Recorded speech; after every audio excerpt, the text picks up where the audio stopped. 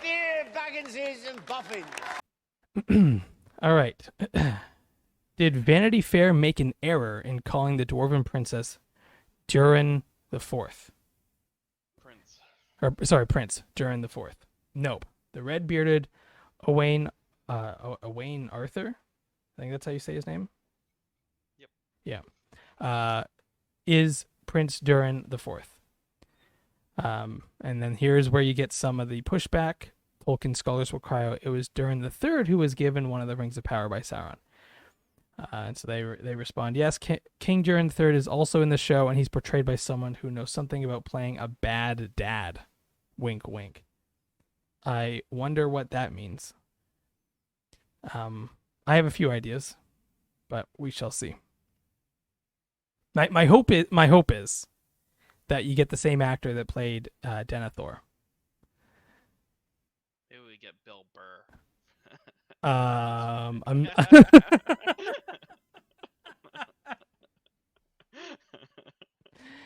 How about that? How about Bill Burr plays a hobbit and it's just him going around like roasting people? No, Bill Burr, I'm sorry, can't be in this. He can't do the accent. I love Bill Burr. He plays an amazing ex-stormtrooper, and he's amazing in F is for Family. He cannot be in this.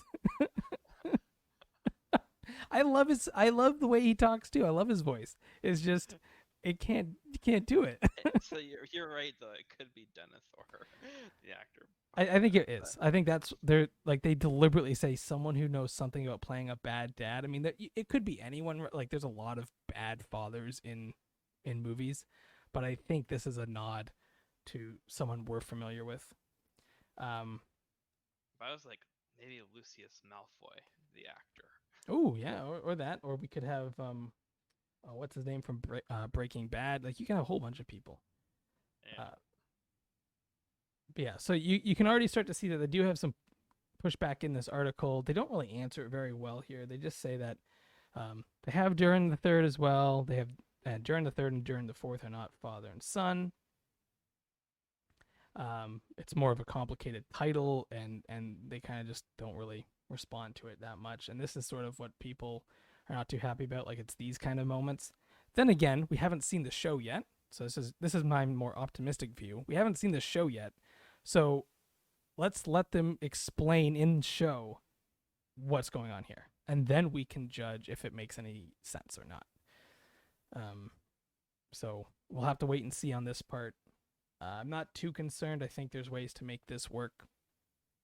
So we shall see. And now we've got what's the deal with the elf and human romance? So this is a big one as well.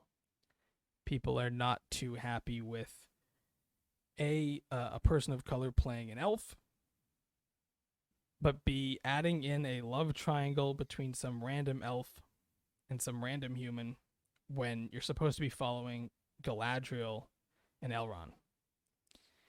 And so I think, I mean, it sounds like from this answer that it is kind of them appeasing a certain group of movie and TV show watchers that are looking for these kind of forbidden romance stuff. I mean, we saw it in Peter Jackson's The Hobbit trilogy, as they point out in this article, Toriel and Keeley, which is not in the novel The Hobbit.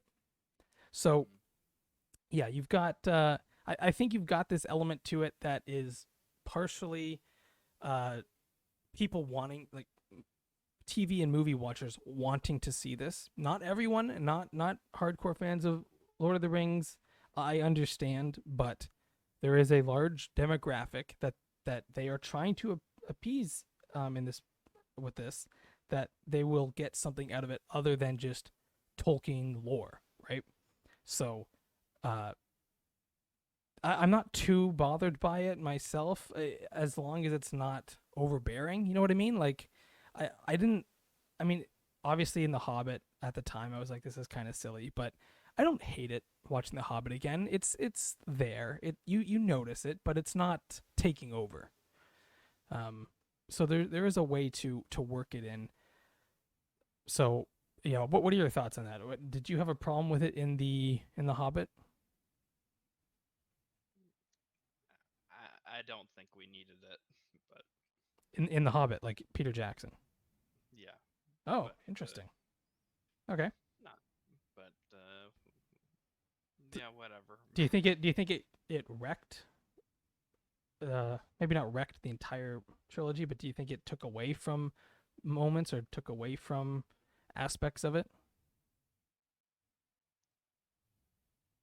Well, it made good memes, so. So we got memes out of it. That's the important bit. And what did you think about Legolas being included in that and basically having this elf, this female elf, choose this dwarf over Legolas or something like that? I mean, I guess in the scheme of things, maybe it's good because it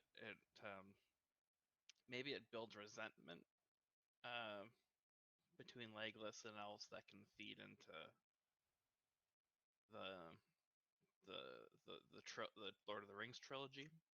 True, because that's the first moment we get with Legolas. He's actually, I think they actually did a good job with him in the Hobbit trilogy because they make him this hot-headed elf, right? Yep. And by the time we get to the original trilogy, we get an elf that starts very hot-headed, as you can see him yelling at dwarves and yelling at Boromir, just yelling at everyone. Like, this is Aragorn. You will show him your allegiance. Like, he's just pissed at everyone. And by the end, he has gone through a complete change. So while it's not needed to show him prior to the Lord of the Rings, because I think the original trilogy sells all of it, right from the get-go, you realize what this character is, and then he changes over time. But I do like how, I mean, I don't think he was needed in the trilogy of The Hobbit.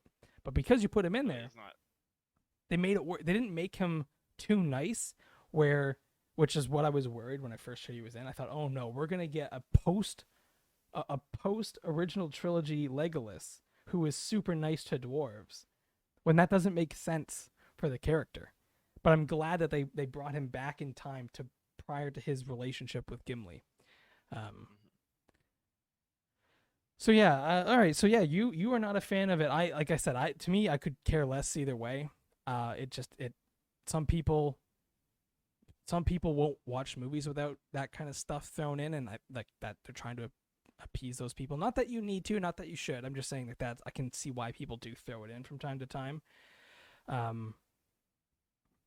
So yeah, I guess we'll see then how much this impacts it for us, because again, this is not something that is in.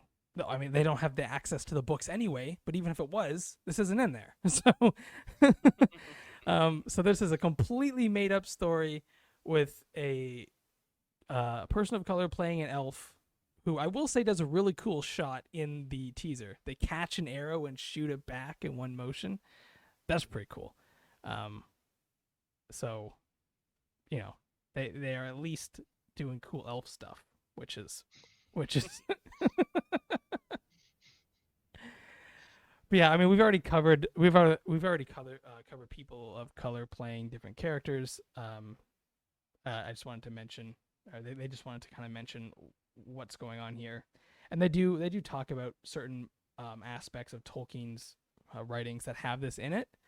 The problem is Tolkien is good about where to add it. He doesn't add it in the story. He adds it as backstory to characters, and so it doesn't take up space. Like, so I guess my next question to you is, Aragorn and Arwen, does that get in the way for you in the original trilogy? No. I don't think any. I mean, let me rephrase. I have seen some people, very few people, hate on this subject. For the most part, people don't care, or the people actually like it. For me, I actually like it. I don't normally like this kind of stuff thrown in for seemingly to appease a certain group of people, but to me, I actually think it builds Aragorn's character up. But I don't feel like they overdid it either. No, they did the perfect amount. It's not like in the middle of the story. It doesn't take up a huge chunk of it, and a lot of it is told in really quick moments of flashback when thinking about each other.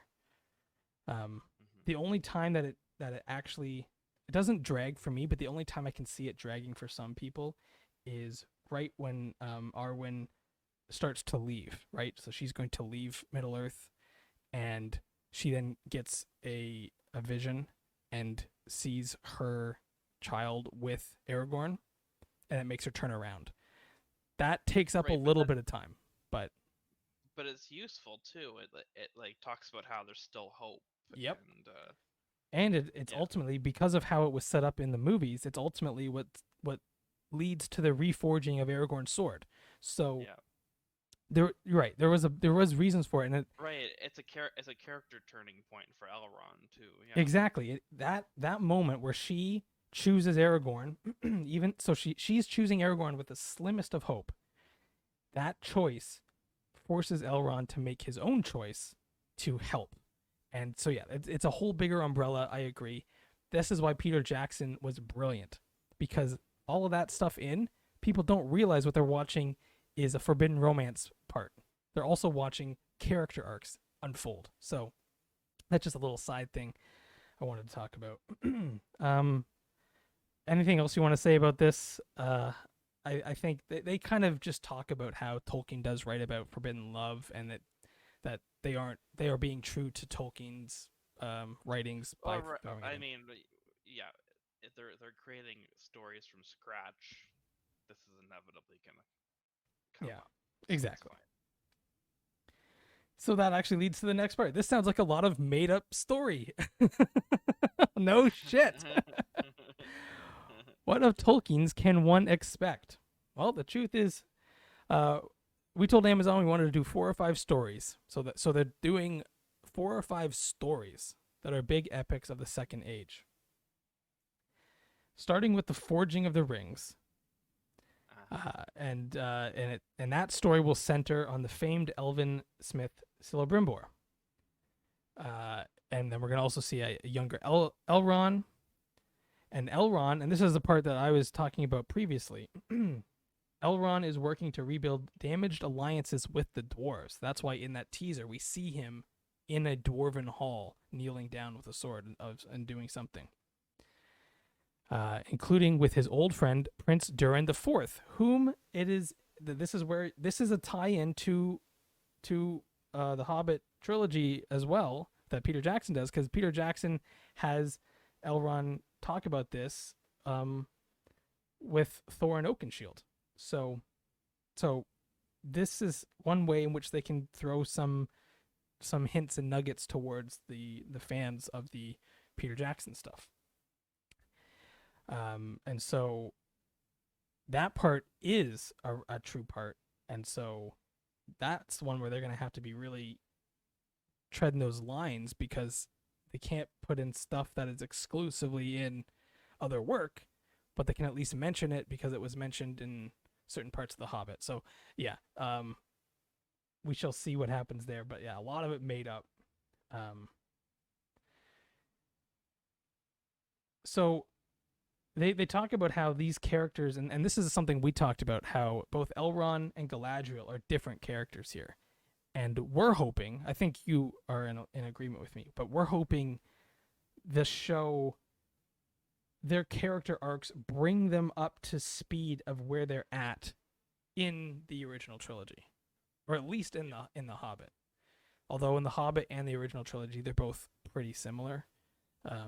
So either way, but at least bring them up to that moment where Galadriel is a bit more of a magic user type of character who prefers to be not a recluse, but live with with her elves by themselves, away from other groups. Elrond is a little bit more forthcoming, but he's still highly skeptical of humans. So we need to see these characters build to that, right? Like, we can't have these characters building to complete utter alliances with humans in a way that like doesn't make sense when you go to watch the trilogy. At least that's to me. Like, there's no way for that to work out without me saying that this is not part of it. So they talk about the second story a little bit. So that's going to be the rise of Sauron. So that's Sauron won't be that much apparently in the first season, and we knew that from a while ago, a press release from a while ago, that Sauron might make an appearance or two, but they're saving Sauron for season 2. And